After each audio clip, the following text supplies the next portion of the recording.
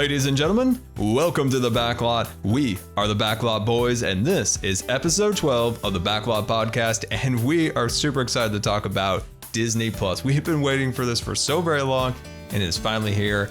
Maguna, are you enjoying Disney Plus? I am and I'm not. It's really all my fault. I've got a TV that's about 7 days too old, and so the Samsung Smart TV that I have does not have the app, so I've had to resort to kind of the poor man's method with Chromecast. That has been a failure. So I will have to dust off the PS4 and load it through that because I've been dealing with a lot of buffering issues. I don't know anybody else out there if they've had that problem, but on my phone, on a tablet, seems to be, it works like a dream, hums along just like a song. But man, I'm telling you, Chromecast, forget about it. Like if you have one of those, just toss it. Those things are useless. Oh, well, that's disappointing because I'm pretty sure you haven't watched The Mandalorian yet. Yeah, I hate to mention it. I've seen a couple minutes of it, 3 or 4 minutes into it. Okay. But most importantly for today's podcast, you have seen the Imagineering Story, right? Oh boy. Yeah, so I've seen the first one. I just started the second one, so I've definitely seen the first episode. Perfect. Okay, so we've got a big topic to talk about. That is Disney Plus, and we're going to jump into Kingdom Cable before that. All right, a little Kingdom Cable action on the 12th episode. This is 12th episode, right? Mm-hmm. The 12th episode. Yeah, we're in there. Just check the playlist. Looking good. So there's been a huge gap. We're not going to go into the whole thing about apologies in that because we do that every time.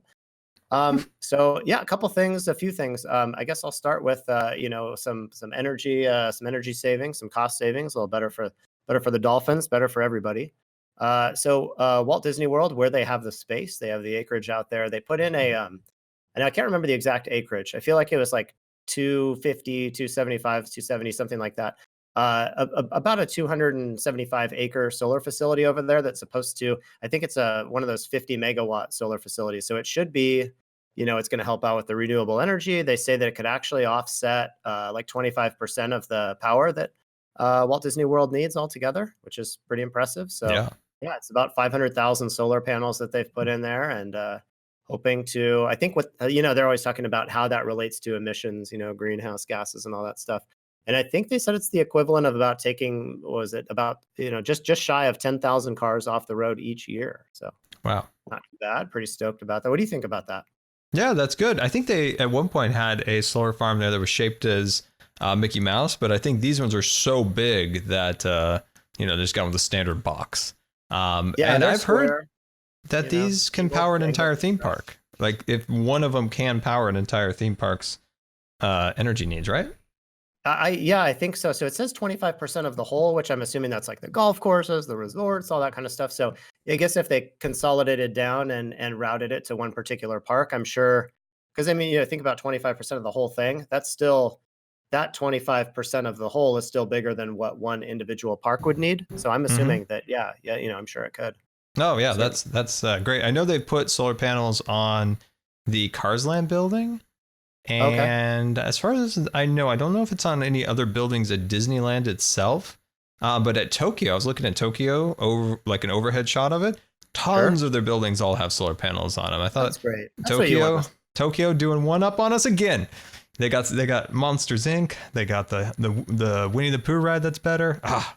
They've got all the food. They've got the fitness. There's a whole thing over there. But I don't know where that comes in, but that's got, I think the one in Florida, I think it's on, I'm not overly familiar, but there's like that Flamingo Crossing, which is kind of like it looks like kind of farm / swampland / something over there. And that's pretty much, they say that, end to end, if you jumped in your car in Florida at 70 miles per hour, it'd still take you 2 minutes to go from one end to the other. So that's a lot of panels.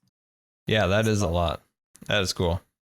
Yeah. So, the big topics in the news, everybody's seeing it. It's all Disney Plus, but there's just a couple little things, so that was park related. That was Walt Disney World.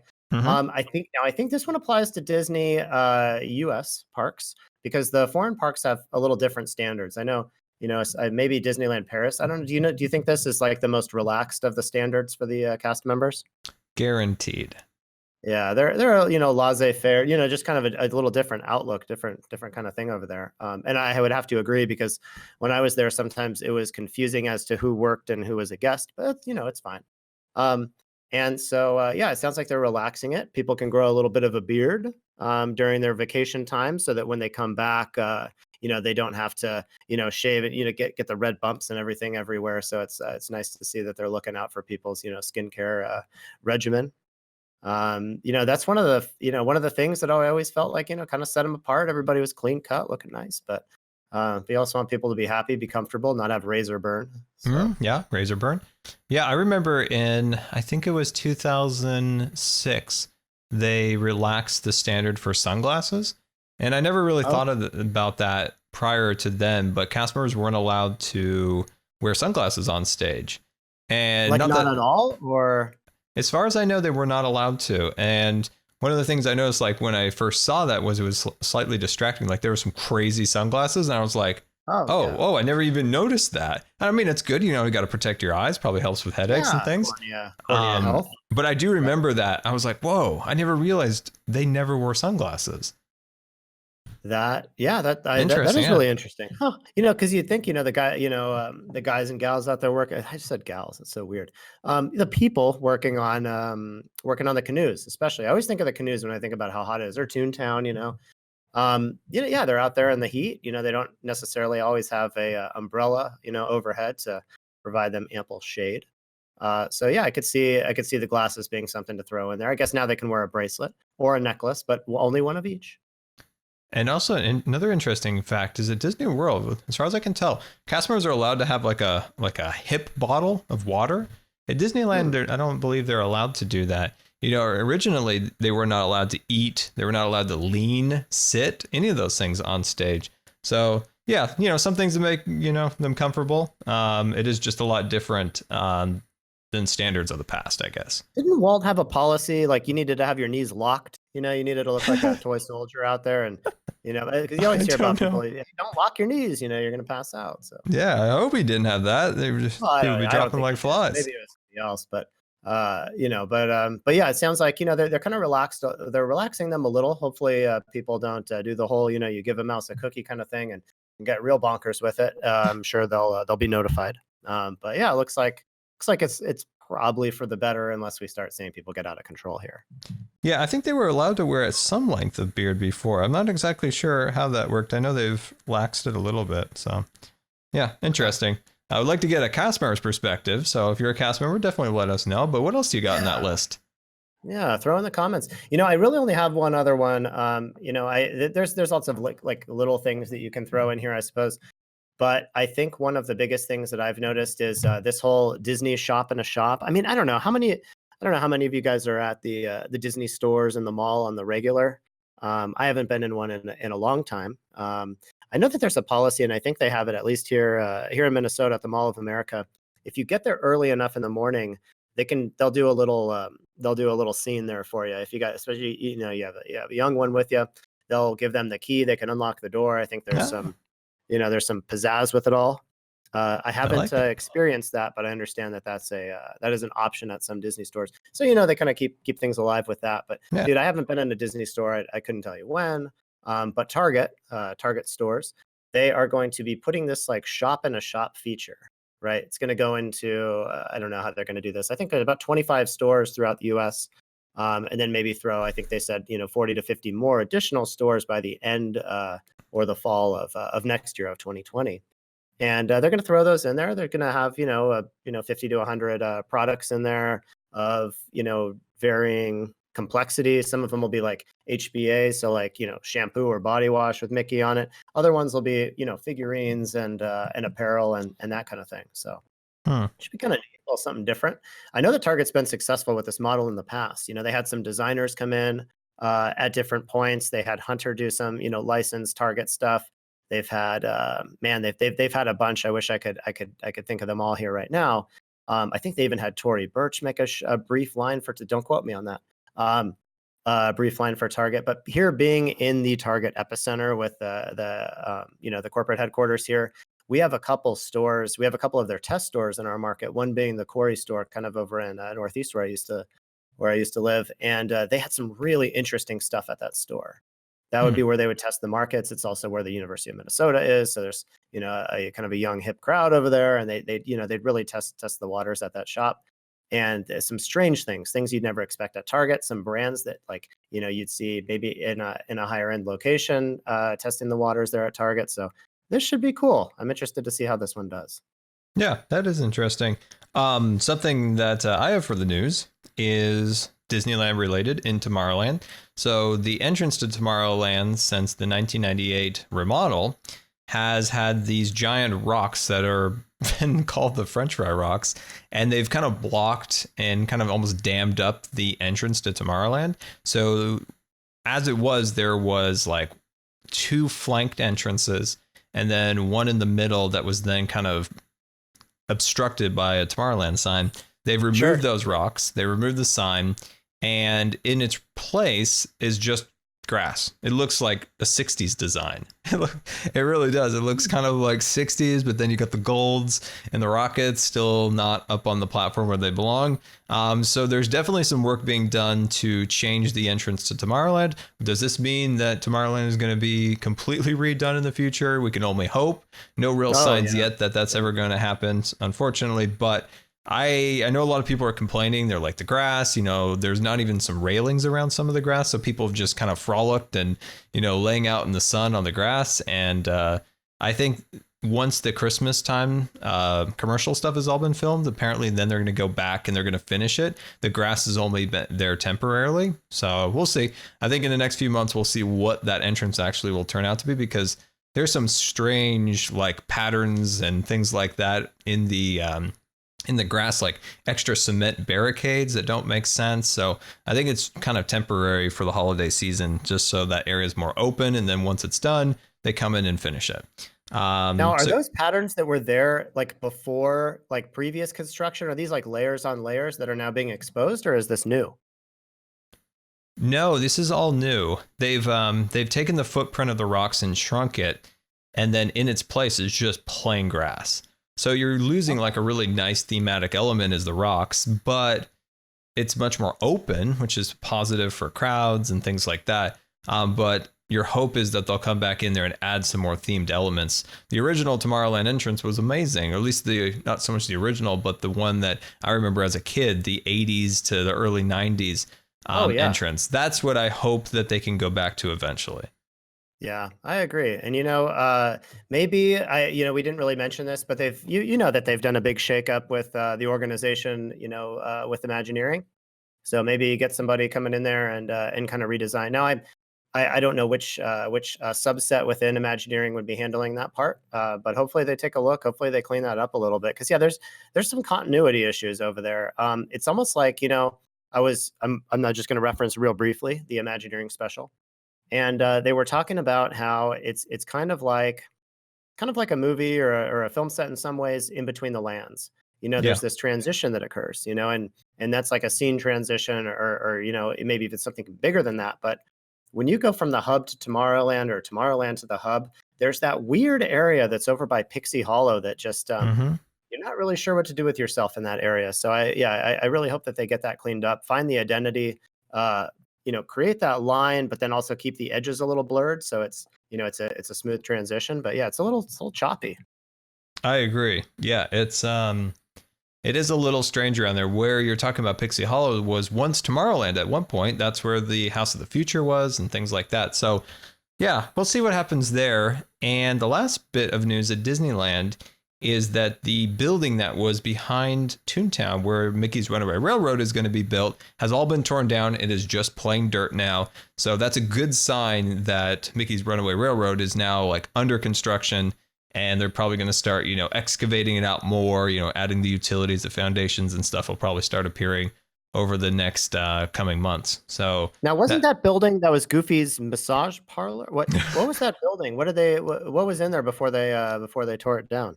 I believe it wasn't Mickey's massage parlor, but it was Goofy's. Oh, that's Goofy's. where you got confused. Goofy's massage parlor. Oh, Goofy's and Goofy's parades. I think it was the parade and entertainment building, but I'm not 100% sure.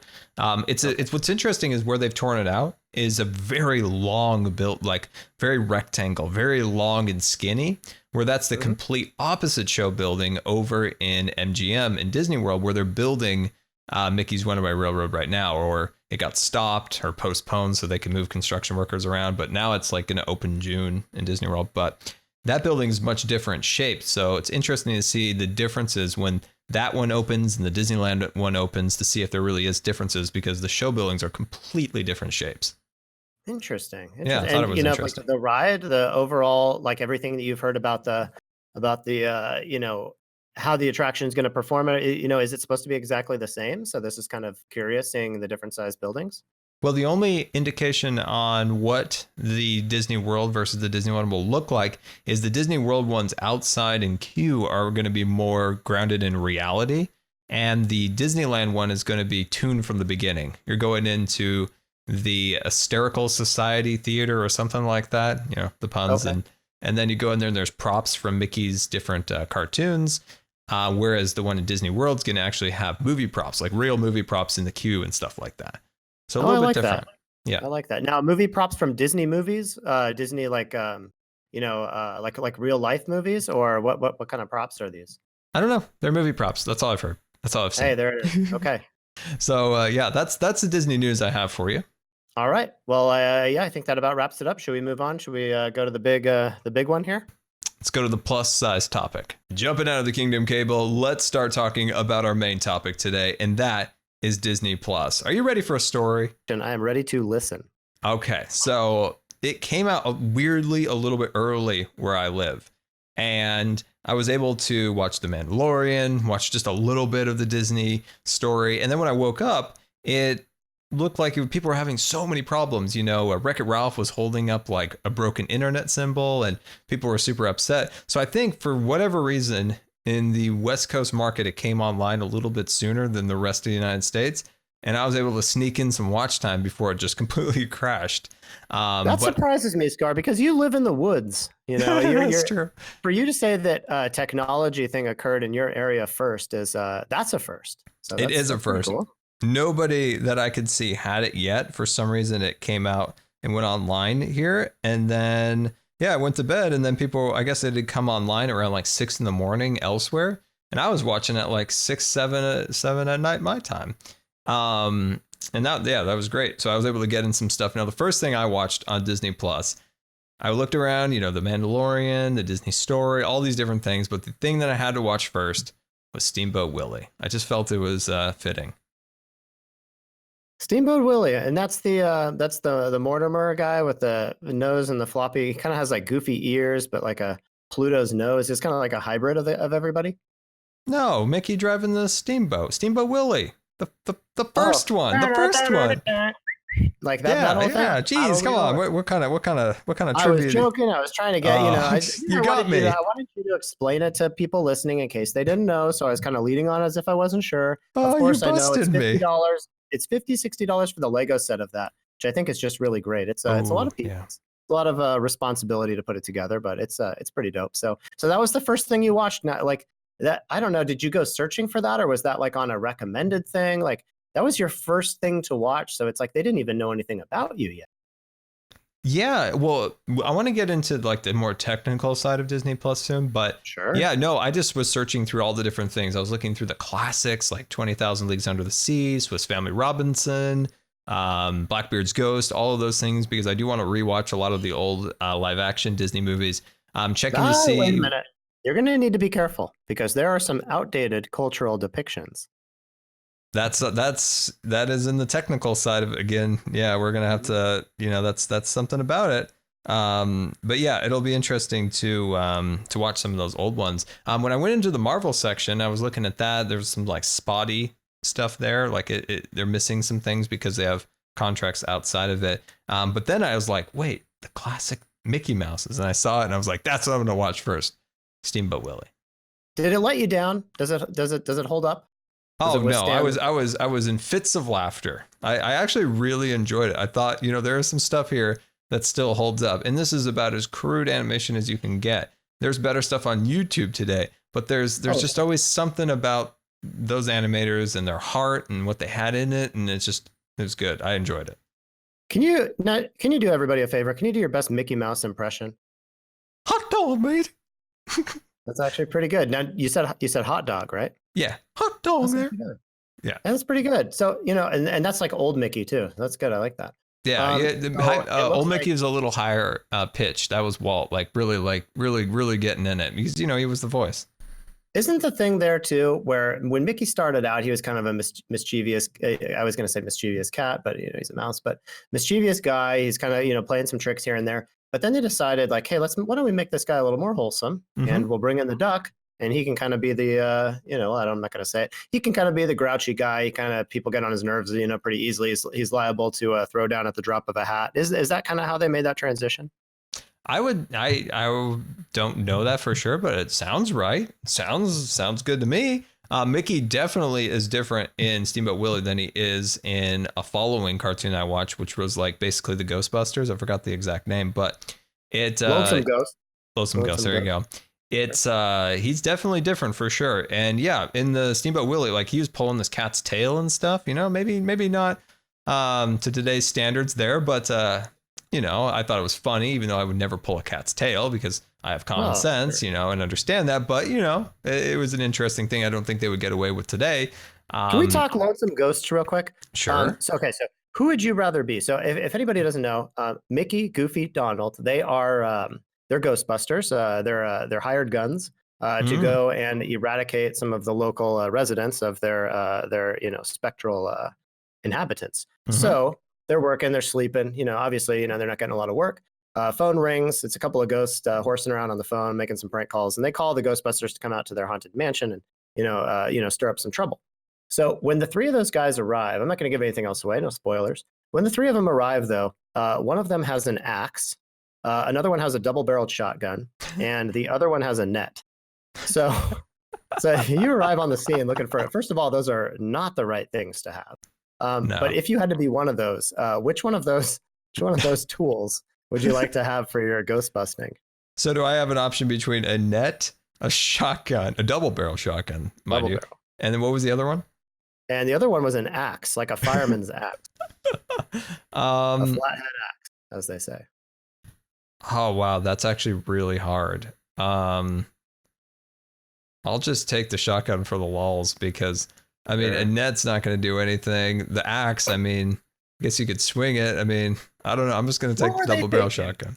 What were they thinking? Especially Donald with the net. I almost thought I'd rather have the net. I just put it on my head and walk out of there. Like, what am I doing with myself? What would the Ghostbusters have thought of this? Come on. Oh, yeah, with the proton packs and all that kind of stuff, like the containment. Yeah, that whole containment thing. So anyway, I was just curious. Lonesome Ghost is a classic. It's very old. It's very crazy. But man, what a ill-equipped ragtag group of ghost hunters. That makes such a fun ride. Yeah. Oh man, it would. Especially the end when they're all the I don't want to give away any spoilers. You guys will all go check it out. Lonesome Ghost, Disney Plus. Or YouTube if you're not there yet. So that was good. And then I moved on to the Mandalorian. Can I talk about you did the Mandalorian before Imagineering Story? I did. You're out of here. I don't believe I did. Oh, Jesus. The Mandalorian, it is hands down like top 3 right now favorite like Star Wars things ever. And it just from the start of it, it's got just this whole different feel. So the only spoilers I'll give is like he starts out in a bar cantina vibe, kind of gets you right into that Star Wars mood, and he just takes down 2 of his bounties, just boom, boom, boom. One of them may or may not have got cut in half via an aperture style door. So an aperture, how it closes and opens. Yeah, that's like that James Bond style. It like comes to the circle. Yeah, well, he was trying to shoot him, and he pulled him into it and closed it. Boop.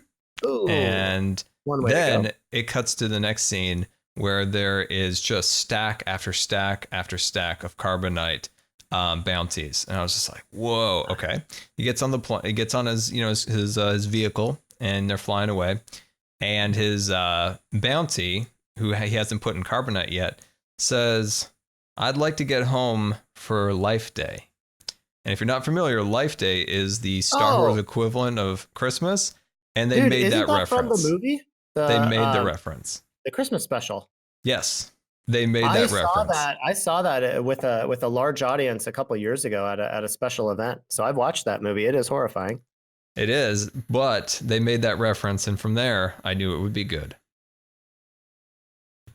So, since I haven't watched it, and we're not going to give away anything here, Mhm. but we will about the craft.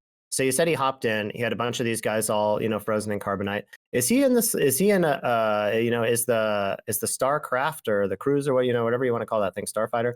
Is it like Slave One, or is it totally different, reimagined, whole different thing? Big old thrusters on it. What's going on with his Yeah, ship? it's completely different. And there's a really good, because I didn't know who actually made this till recently. So it's Dave Filoni, Cowboy Hat Gentleman. Apparently he was in charge of all the animation stuff. People really like, the stuff he's created, like Clone Wars and Oh, he was a Clone Wars guy. Rebels and stuff like that. And then there is And he Jon prefers Favreau. Western wear, it sounds like. Yes, he's must be big on the Western wear. He's got a cowboy hat and everything. The Uh, American Southwest, American West. Okay. Yeah, a little bit of a beard. He's really rocking that Western style. And I like Dave it. Filoni, wait, no, Dave Favreau, and Dave Favreau Wait, is, bologna. Wait, it's bologna? no, Favaroni, no, Oh, for those who are looking it up at home. Okay. Okay. You got it. something like that. Anyway, Yeah. he's the guy who directed the original Iron Man. He appears with Tony Stark as a security guy, from some of the movies. He did The Lion King, The Jungle Book. So he's the producer, I think, of this. And Okay. those two apparently are huge Star Wars guys, and they've just cooked together some really cool stuff. And I'm really excited to see where they take it. Isn't this like the most expensive TV show ever made or something like that? I don't know, but I assume it is. You should see these special effects. I'm gonna watch it. I've been excited about it. Now, one thing I'm confused on, I did see some publicity photos of this a while back, and it showed him walking out of what looks like a cantina, what you were just describing, and there were a bunch of stormtrooper helmets on spikes. I was confused by that. Who does this guy work for? Is he just hired, kind of a hitman sort of deal? So the Mandalorian, as far as I know, it takes place 5 years after Return of the Jedi. Sure. So the Empire has fallen. Well, the Empire fell, and that makes more sense. The Empire has fallen, and then within the first episode, you kind of see that the Emperor credits, the Empire's credit system, is no longer good, and like some of the money he's trading in, there's like a fish currency from fish people, and it's kind of squishy. And do you think that could ever happen here? What? Planet Earth, United States. Just money just kind of like dissolve. It's something. It's not worth anything anymore. People are trading in like mushrooms and bees or something. Like Instagram do you see something likes. like that ever happen? I don't know. Yeah, I don't know. Yeah, that's interesting. It could. Yeah. So I'm trying not to spoil too much. But yeah, it's. Do we see the sandcrawler that the Jawas used to post up in? Do we see that? Yes, we do. Yes, we do. And we learn why Darth Vader in Empire Strikes Back told Boba Fett, "No more incinerations." See my impression there? Not bad, right? Not bad. Actually, first of all, the impression was great. Second of all, that's interesting. I didn't even recall that conversation, but Yeah, he looks super stern at Boba Fett and goes like, "No more incinerations." And then Boba Fett's like, "Okay." And not a good impression. More mocking because the way he kind of looked down, like he was kind of defeated a little bit. Yeah, kind of like, it's kind of like, Is my man's Lando Calrissian in this movie by chance? No sign of him yet. No sign yet. Okay. Yeah, so the sand crawlers are in there. That's a really cool scene. I mean, there's a creature that's now his kind of like buddy. I don't know if you want to talk about it or not, but it's really good. It's like the cutest thing ever. So speaking about things that really aren't spoilers, the music is incredibly good. It's got this. Is it Williams? I do not believe it's Williams, unfortunately. Maybe an apprentice. Maybe an apprentice of his. We'll believe it's his apprentice. It's got this like Western vibe to it. And I bought his the Mandalorian theme. I didn't buy the whole set. I just bought the one song, bit of a cheapskate. Okay. And it's good. Can you hum it to us here a little bit, or a little razzle dazzle from your end, and just we don't want to do anything that would copyright, but maybe you can just hum it or whistle it. I haven't listened to it yet. Oh, okay. Just from the show. So yeah, when I do, I will do that in the next podcast. And I don't know, there's something about it that really gets you going. Like you want to, I don't know. It's Isn't there some gunslinger droid that just starts firing off rounds, and one of his blaster pistols kind of looks like a revolver? Am I making that up, or was there actually a scene? He will encounter a fellow bounty hunter who is a droid, and he is really cool. And it's kind of funny how it all ends. So yeah, not going to spoil that one for you. Say no more, Yes. So right, yeah, so Mandalorian is fantastic, from the visual effects to the music. Now, I'm going to bring up two interesting facts. The only thing that I do not like about the Mandalorian is its runtime, but it's also good in a weird way. So what's the runtime? Explain the that. runtime is like 39 minutes for the first episode, and maybe like 39, and then maybe it's like 29 to 30 on the second episode. Short. So Those are short. this is what I've heard. Now, don't quote me 100%, but because this is the Disney Plus platform and they don't have to conform to traditional TV standards of 22 minutes to 42 minutes for TV shows, that if the story is fine, it doesn't need to have more to meet a runtime, don't do it. And if the story needs more, you can push it. That is what I've been told, but I don't know if that's 100% true, but I've seen it started to be played out in the Mandalorian's runtime. So the first episode is 39 minutes and the second episode is 32 minutes. And honestly, as much as I wish the second episode was longer, I don't think it needed to be. If they added more stuff to it, I don't think it would have added anything more to the story. So if Disney allows their creators, when they make these shows, to have a little bit more freedom with runtimes, I think that's a really cool thing. Now, at first you said the time and I was like, oh, geez, that's cutting it short. But of course, that is very short when you're dealing with something with a ton of commercials. But if it's just flowing, that's not so bad. Do you remember? I don't know if you recall, but Twilight Zone back in season 4, that was the first time they tested the long format, the 47-minute or, however long it was, deviating from the original 30-minute episodes, and those hour-long ones. And now I love all Twilight Zones, so I'm a little impartial, but those ones, they dragged. There were some drag-ons. Yeah. And so yeah, this will be interesting. I'm glad you brought that up. That's really I did not know that. That's very curious. Yeah, I'm excited about that. There's one other thing too. It's interesting is they've really only introduced maybe at best 3 characters so far, and there's a whole bunch more characters to be introduced. So as you're watching this, so far you've seen the Mandalorian, you've seen the old Imperial guy, you've seen the kind of the head of the Bounty Guild, and that's about it. But there is at least like 8 or 9 more characters, like main characters that they haven't even introduced yet. So like it's exciting because like, oh, the next episode, maybe they'll introduce this character or that character. So yeah, I think there's going to be a whole bunch of great stuff to unfold as this series goes on.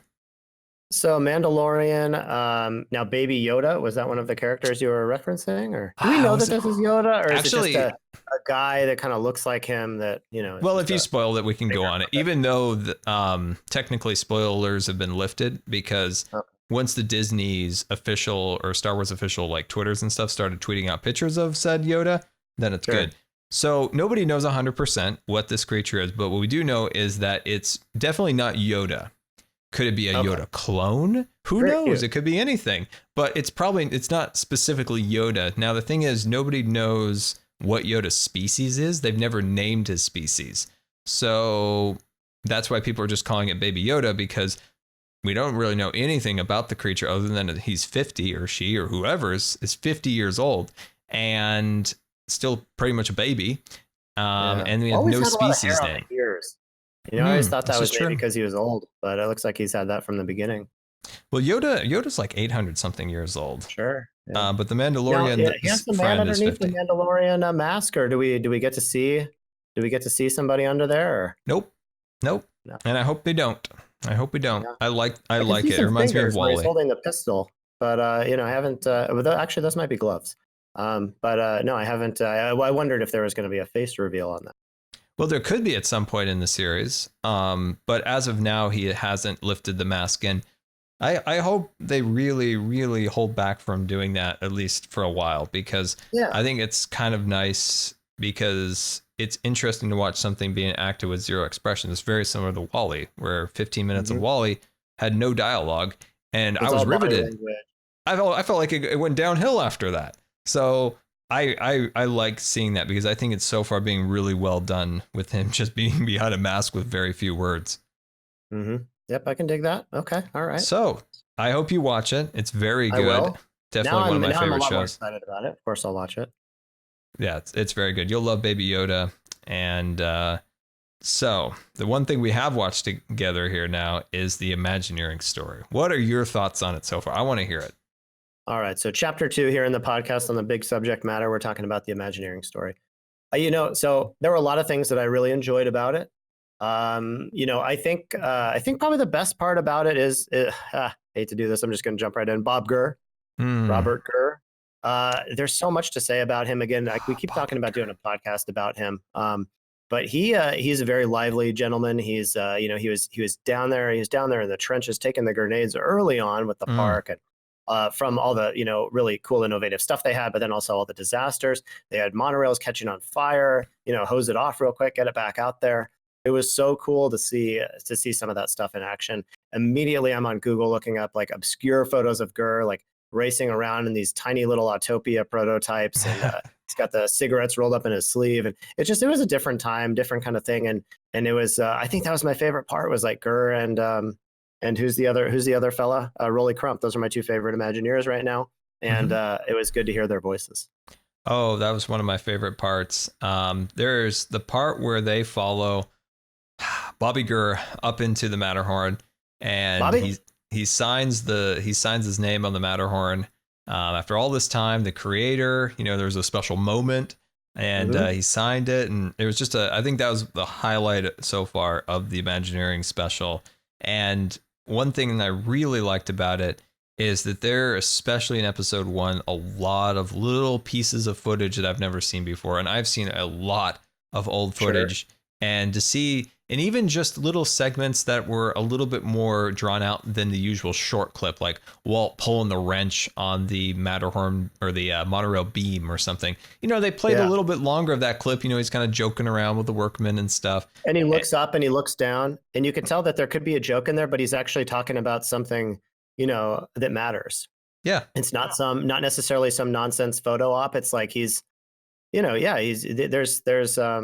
content to it. There's some actual meat in there, meat and potatoes. And can I point out that for some reason during the time period of Walt's life, as Disneyland's being constructed, to maybe like 1 or 2 years into it, there was some fashion going around at that time where some really short ties and some really big pants. Really big pants. Got taller, they got roomier. The pants got taller, wider, more pleats. And the ties the pants taller, wider, more pleats, and the ties got shorter. It was almost like, I hate to say it, it's disrespectful, but that's how clowns dress, with that tiny tie and the flat. He didn't have a squirting flower. He might have. We didn't see it, but with the pants and everything, and something happened, and Walt cruised along with the times, but I always just imagine Walt, in that sharp suit with the what is it, the Sun Valley or Sun Ranch or whatever little emblem thing there on his tie, and I like that Walt. But you're right, there were some clips. You got to see Walt as a dad a little bit more in a couple of them, like a little. It's just the few it's such a good point you made. The few extra seconds that they left on those videos, where you got to see after, like the those short little cuts, which they do so much of now. It didn't do them as much then, but just drew it out a little bit further, and you could see this face, and you could see the mannerisms. I like I've watched a lot of those old Walt videos. Some to the point where your eyes get a little teared up, and that definitely happened in this episode as well. There was it was really cool. Some other notable people in this series that are good is Alice Davis. So she, of course, the great costume designer for the Pirates of the Caribbean, A Small World. And of course, her husband was Mark Davis. And then you got Tony Baxter, the Stash. He's sitting up there looking out over New Orleans Square. Marty Sklar, unfortunately, passed about 2 years ago. But they have a clip of him walking through the Pirates of the Caribbean, and that's such a cool scene. And Kim Irvine, daughter Irvine is in it a lot. She's even in, I believe she was in the second episode as well, the beginning. Oh, yeah, lots in the second episode, because so they got the Sklar down there in Pirates of the Caribbean, and Irvine is walking through the Haunted Mansion, and she's walking through the ballroom in the second episode. Just and I was just shining, like, just strutting right on through the joint. Yeah, and it's like, if Lisa Iwerks is the director of this, and I tweeted and didn't get a reply, didn't take offense or anything, but Can't But get over it. please someday show an extended clip of some of those scenes. I know they've got some cool footage of Bob Gurr walking through the Matterhorn, Irvine walking through the Haunted Mansion, Sklar walking through the Pirates of the Caribbean. They've got to have some gems hidden in that Oh, they footage. do. They do. Did you notice the part on the Matterhorn also when it showed Gurr? Gurr was sitting in the car and he was like, he had all the paper in the Oh Matterhorn yeah, bobsled. He had all the papers in his hand. He was like trying to figure out the angles. He said he'd never even taken a geometry class. So he's learning in the field. He's out there on the ride trying to figure out, okay, well, we better make the tracks dip here because I just got stuck, yeah. and bank here and dip, that's the first tube, steel roller coaster of its kind ever, Hmm. so Yeah, it quite a was man, there's so much in this series. I mean, if you're watching this podcast, you're a big Disney fan, clearly, a big Disneyland sure. fan. And yeah, that first episode is fantastic. The second episode is very good also. That is about the Haunted Mansion. So it takes place right after Walt's death. Solely Haunted Mansion in that second up? No. And what I've noticed about this now, and I want to get into this in a second, is that it looks like it's going to be going in a chronologic order of Imagineering's life so far. So we start in, creating Disneyland and then kind of starting to build up Disneyland, doing the 1950 or 1958 refurbishment of the Matterhorn, the submarines, that big thing. And then it's gone into the second episode after Walt's death, the Haunted Mansion opens. And then they start building Epcot and then Tokyo Disney, which, can I point out, there's some cool history behind the Tokyo Disney construction that I didn't know about. How it was this ragtag group of Imagineers that headed up the Tokyo Disney development, while all like the Epcot The group. 18. Yeah, the The A 18. team over there with like as much resources as possible. Well, the ragtag group over there builds an entire Magic Kingdom style park in a foreign land, and it was a cool story because the guy who kind of headed up all that was Bob Wise, who is now the head of Imagineering today. So I thought that was a cool little thing. That is pretty cool. Yeah, I didn't quite pick up on, I haven't watched the whole one of that episode, but yeah, I'm really excited to get in there. What are they going to do? They're going to do 6 episodes, I think. I think so. Hope it's more, just because I'm loving it. But yeah, six. Yeah, that sounds about right. And yeah, some of the history is great. I also can't wait to hear about some of like the modern day stuff too. Yeah, I want to see, Joe Rody. I know he's in this series somewhere. What is Rhodey doing now? He heads up Animal Kingdom, doesn't he? Isn't he the president over there of Imagineering Yeah, for? yeah, for Animal Kingdom, and he's working on Disney's second island right now. So they've procured another island down in the Caribbean, and he's working on that. Which, I mean, look what he did with the Hawaii hotel. Like that's gonna be great. He knows what he's doing when it comes to that tiki stuff. Now, if he could just fix the Yeti, he knows that's on him. It's on him, and all in due time, as the Wicked Witch, all in due time. But he needs to fix that. He knows the responsibility is there, and he'll get to it hopefully sooner than later. That's true. Yeah. Any more memorable things from the Imagineering story? Well, again, so I've really only honed in on that first episode. Bob Gurr is wearing some very bright red shoes. I think just a lot of those early shots, and I think it was just a lot of those personal moments with Walt. That's what really set it apart for me. There's lots of different things that I like about about the company, about the parks, all this kind of stuff, but I obviously didn't get to experience Walt in my lifetime.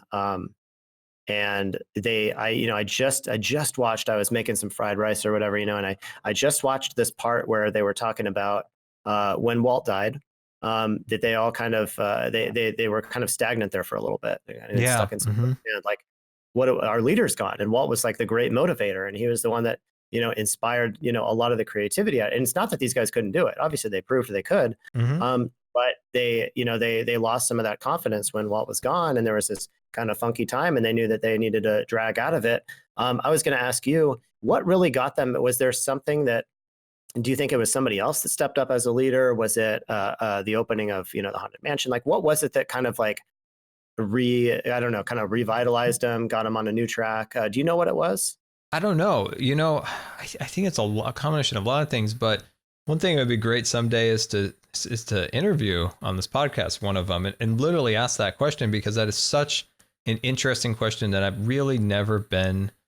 never heard someone say. I really like that question you have there, because the things I've heard before was that Sklar kind of stood up a little bit, was like kind of like, all right, we gotta get going. We can't wallow. We gotta get going. I've heard that one. But yeah, I think a big part too was Roy. And in the documentary, they point this out, and I've never heard them really talk about this till now, finally, is that Roy basically worked himself into the grave to make sure that that Walt's vision of Disney World came true. And, the truth of the matter is that must have been kind of tricky for him, because Roy didn't necessarily agree with everything Walt had. Everything Walt wanted to do is more expensive than Roy wanted to deal with, Roy being the financials. So that was one of those things. You're right. I mean, he really basically, as far as I know, so again, like you said, Marty seems like the obvious answer, because he was one of the people in the documentary that brought up this point, that they lost the speed and the wind in their sails there for a little bit. But they did have to move on and wrap up Epcot. And didn't Roy wasn't he like pretty much the project manager for Epcot at that point? Well, he became the finance guy and the creative guy. And he was just a finance guy before, but his son, Roy E. Disney, in the documentary says that those last few years was some of the happiest his brother was, because he got to experience this whole new world outside of just the papers. And how do you like that? And he got to make like creative decisions and see this whole process. And they only showed a little clip of this speech that Roy E. Disney was giving. And once again, it's another little nugget from this podcast. It's like, oh, I want to see more of this. Like, I want to hear this whole speech. It sounded like he was just specifically talking to the Imagineers, and he was kind of like giving them a little pat on the back and appreciate, like a attaboy. Yeah, sure. So that was another really cool clip. There's a lot about Roy, and that's nice. That's a good point. He doesn't get a ton of coverage around. People don't know a ton about him. I don't mean like people, but it's like maybe people who aren't like huge enthusiasts. Yeah. The one thing that I did want to mention, it just made me remember this. There's a lot of archived footage out there. Obviously, a lot of stuff we'll never see. But have you ever seen that footage of this was who's Tony Baxter is giving the speech to, I think Eisner was there, some financial guys are there, some, anybody involved in the investment of what was eventually California Adventure. But this was when he was talking about the Western River expansion. Oh. And he was pitching the idea. Have you ever heard that? It's so cool. It's really rough. It's super rough. And I'm not positive if there's actual video to it. It's either the video is just of Baxter talking, but you can't see the crowd and you have the audio, or it's Baxter's PowerPoint style presentation and the audio, but you can't see the people. Now, I can't remember what orientation it was in. Obviously, the audio is there, but I don't know what the video component was. But that was very cool to hear. It's in equally disappointing because of what came out of everything. But yeah, that was pretty cool. Those speeches, those presentations, those fire up meetings, and there's so much. Oh man, I'd love to be a fly on the wall, or at least see the footy after. Oh yes, man. Yeah, that would be really cool. So, Imagineering Story, 2 thumbs up. That is Mandalorian 2. They both get 2 thumbs up, and well worth the price so far for purchasing Disney Plus. These 2 series above and beyond. If you would, I don't know. It's something that's fairly new, but $7 a month, $70 a year, however things were working out for you the day you set it up. Did you know that? I don't know. I didn't know this. There's actually like a video out there that it's like 3 hours long, maybe, and it basically it's a 3-hour preview for all of Disney Plus. Kind of tells you everything that's on there. It kind of goes through a bunch of trailers and whatnot. Are you familiar with that? No, I haven't seen that. Yeah, I'll send you some links. You know what we'll do when we publish the podcast here?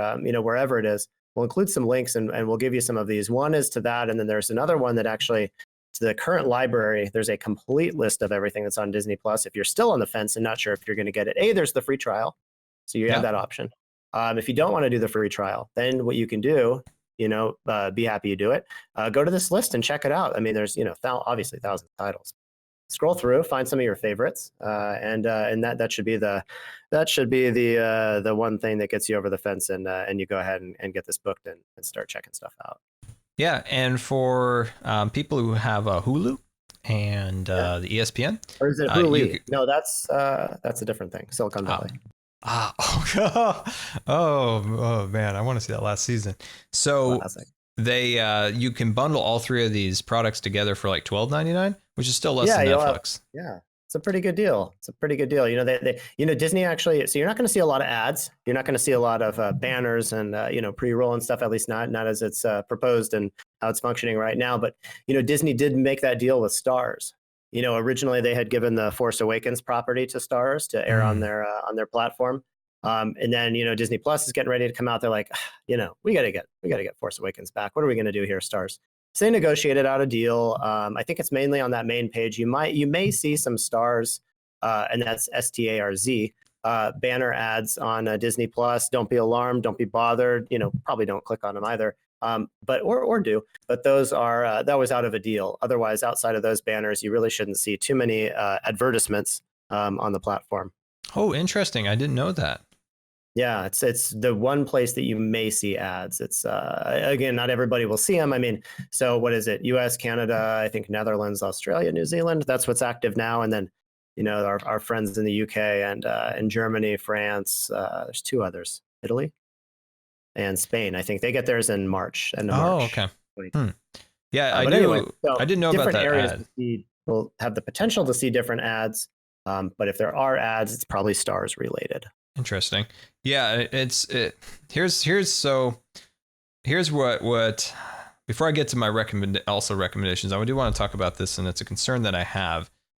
So as of right now, there are things that are still contracted out. So you'll see if you search, your favorite Disney something or other, it might say coming in a year or coming in a couple months or something. That already happened to me.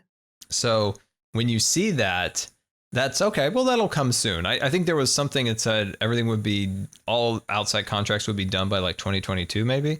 Sure. And that's mostly with the Marvel stuff, because that seems like the most contentious, the Marvel.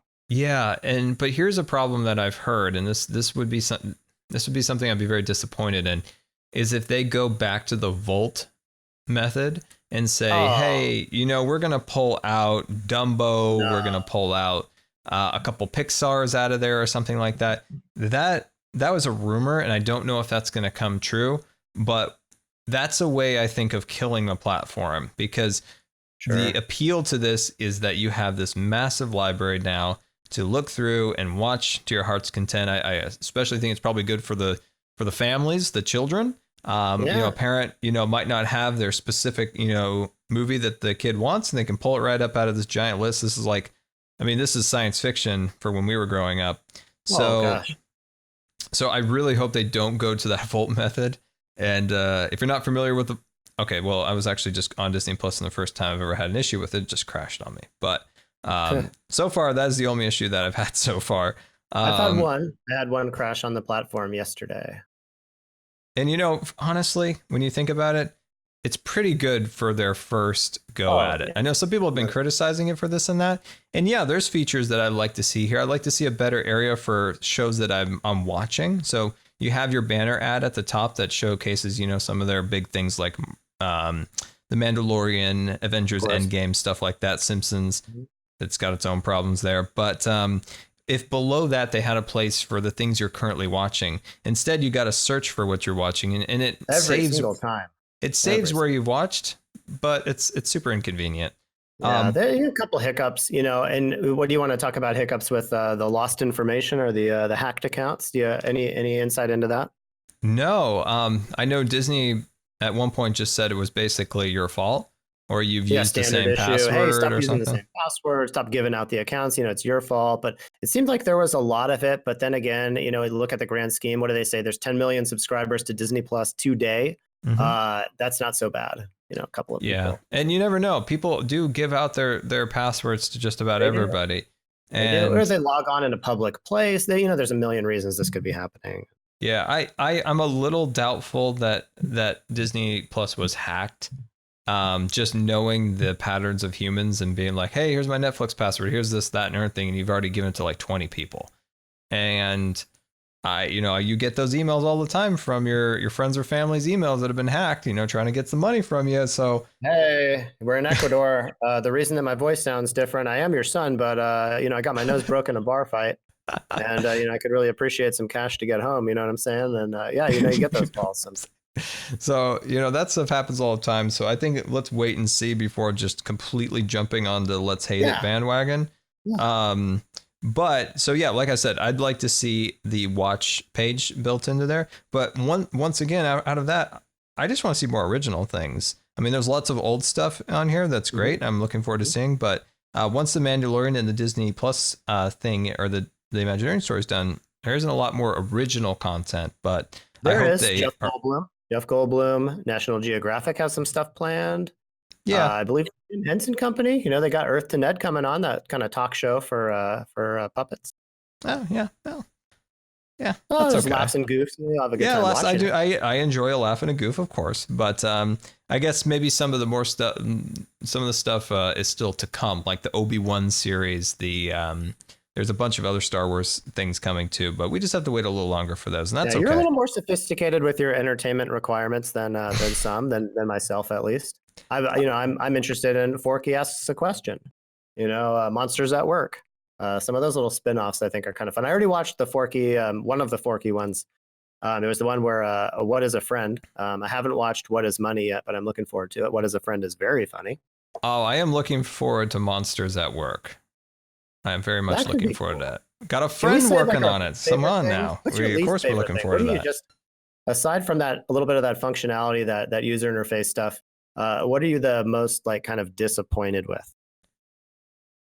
What am I disappointed with? Honestly, I can't find anything to fault it with outside of just having a better save page, a better watch page. I'd also like them to add the clock when you're watching something, at least on the iPad, and you push the pause. I'd like to see the time at the top because you Oh, might that's be great. watching a lot of stuff and the times are racking up. It's getting late at night. Sure.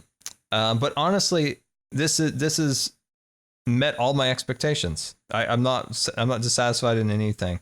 It's got the download functionality. It's got just about enough stuff to watch for quite a while. Like I'm happy with it. What about you? I know you've had issues now. Well, my Now, issues are technical, and most of them are my own fault. So, I won't go into too much of that.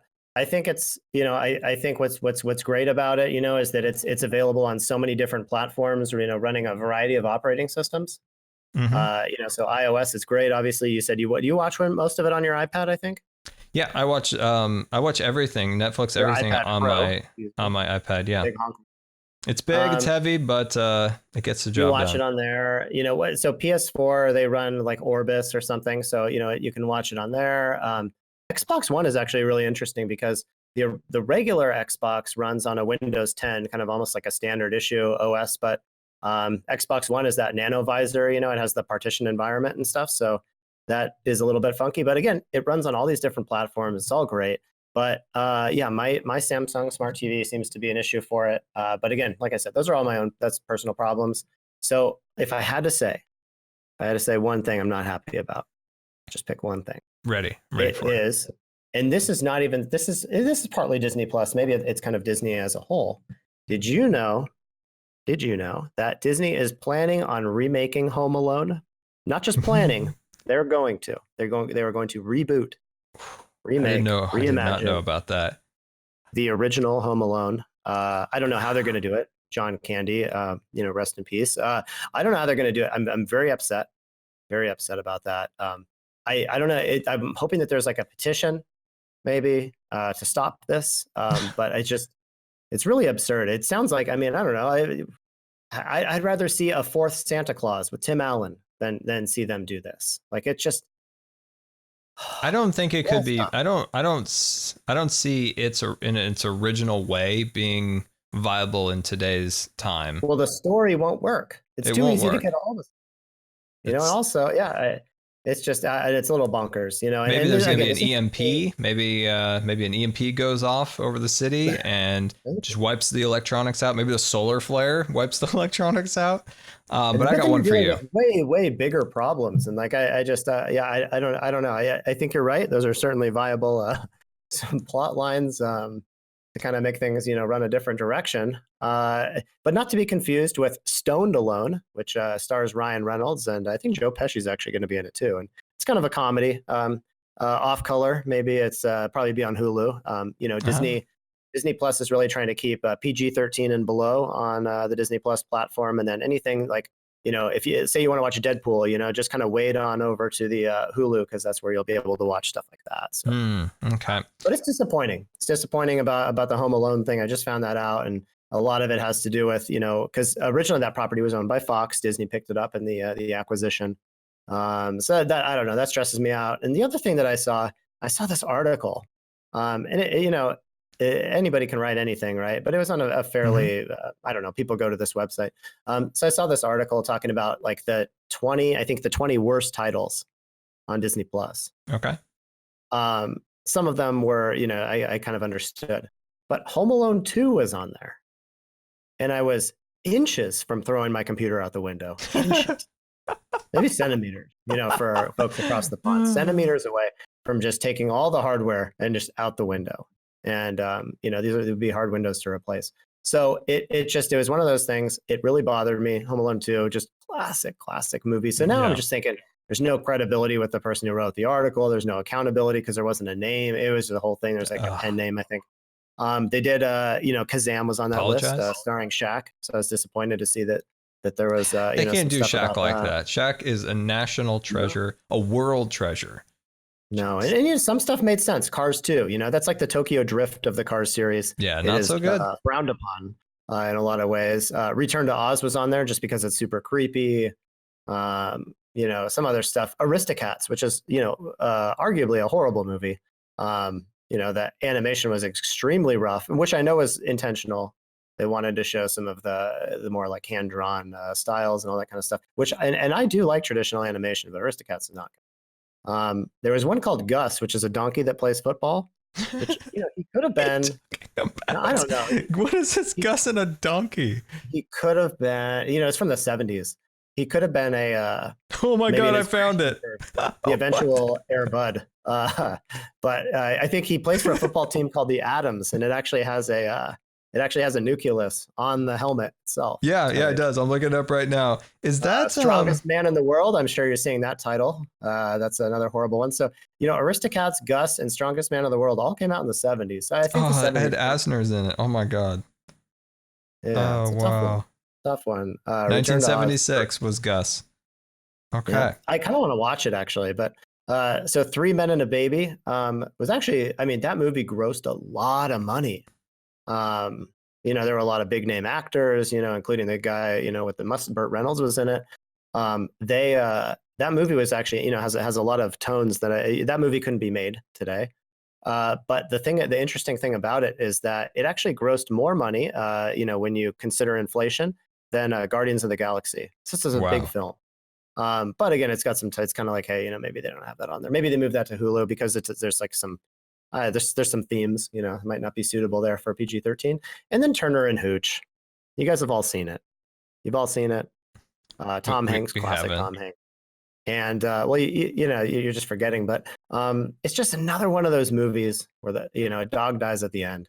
And it's just kind of, it's like enough of this. Enough. We had one. We had the Yeller. It's fine. We're good.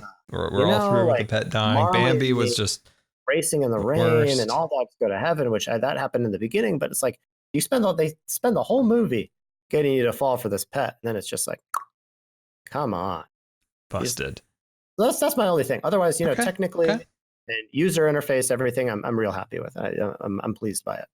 So yeah, I'm pleased with the two, and I'm going to leave 2 recommendations of some additional viewing content that I think is very targeted towards the people who enjoy this podcast. Is Waking Sleeping Beauty. That is a great documentary. It is on the Disney Plus, and it's it's a fairy tale about it's from the fair. How does it? Wait, I was reading the description, but it doesn't make any sense in my head. Sorry. Now give your own description. Yeah, I'm going to give my own. So think of it as like Waking Sleeping Beauty. The animation department was in a slumber pretty much after Walt died, all the way up until the 80s when they had Mermaid. And it was just a breakout hit. It revitalized the studio. Lots of good energy, positive vibes. And yeah, and then you think of all the classics that were then made after that. You got the Aladdins, the Beauty and the Beast, the Lion King, so on. Really good documentary. Frank and Ollie. This is a treasure. What's Frank and Ollie? What do you got there? You have Frank Thomas and Ollie Johnson. These were 2 just prolific animators back in the day. They lived right next to each other. Frank had a backyard railroad, which then later John Lasseter purchased. And this just kind of follows them a little bit in their day in the life of being retired animators. And at one point they open a drawer, and the stuff in that drawer, I mean, is you couldn't even put a price on it. And these were just the sketches of this man made and put in a drawer. And, you know, those are just drawings you'd make. If I'm right here and I just drew something, it would be the same thing as him making just this, in his equivalent, like this masterpiece that he's just putting off, and it's just like a scrap, if that makes sense, right? It's like, you know, to him it's just a scrap, but he's putting it in this drawer, and it's just full of these incredible cells and these different things, and it's like, wow. It's a really good. Is it a movie or is it a, you know, it's a documentary. It's a documentary. Two older gentlemen? Yeah, it's a documentary about him too. They're both. It's just called Frank and Ollie. And there is another one coming on the platform in a couple months, and it's about the Sherman brothers, and highly recommend it. I love those guys. Love the Shermans. Very good, and it showcases the differences of the two brothers, and it is fascinating, and you feel really sorry for the older brother. Like, he had a heck of a time in World War II, where the other brother was in a marching band having a good old time, and you could see how both of those experiences shaped them to be who they were, and how they were able to make such great music together. And just poof, it's good stuff. Good stuff. So those are my recommendations. Didn't those guys, the Frank and the Ollie guy, didn't they do some animation for Brave Little Toaster? I would assume they kind of, yeah. One thing that's interesting about them, the Pixar story is also really good, but I think that's still on Netflix. Is that Frank and Ollie really encouraged, you know, Lasseter and the crew to continue with their dream of computer animated graphics, where everyone else was trying to like sabotage them or ruin them, really, because they were scared of it. And Frank and Ollie, you know, worked really hard to try to make sure that those guys were inspired and well taught and mentored, and so they were good guys, important guys. And they have a small cameo correct? There we go. Yeah, you got cameo it. At the end of the Incredibles movie, and they said something about old school, doing it the way, you know, something like that. Two older gentlemen, distinguished, well dressed at the end. That's Frank and Ollie. Okay, Frank and Ollie, a couple of guys. Now, were they the inspiration for those older gentlemen on the Muppets, you know, that sat up in the balcony? I don't know, but they look exactly like each other. Oh, that's hilarious. I don't know, but they really, those They've two, got the vibe. They got the vibe. Putting out the vibe, that's for sure. And the Simpsons fans out there, we didn't mention this, but Disney Plus like cropped half of the show, and it's very awkward. Like, if you're watching it, like they messed with the aspect ratio. Disney says they're going to fix that, so that's a good move on them, not to be like, you know, weird about it. And they're just like, nope, we're going to fix it. Sorry about it. Apologize. And was that intentional? They thought maybe they could get one over on everybody? I don't know. It was just a weird move. Somebody thought that was a good idea in some boardroom, I guess. I don't know, but you know, good on them to fix it. So sure.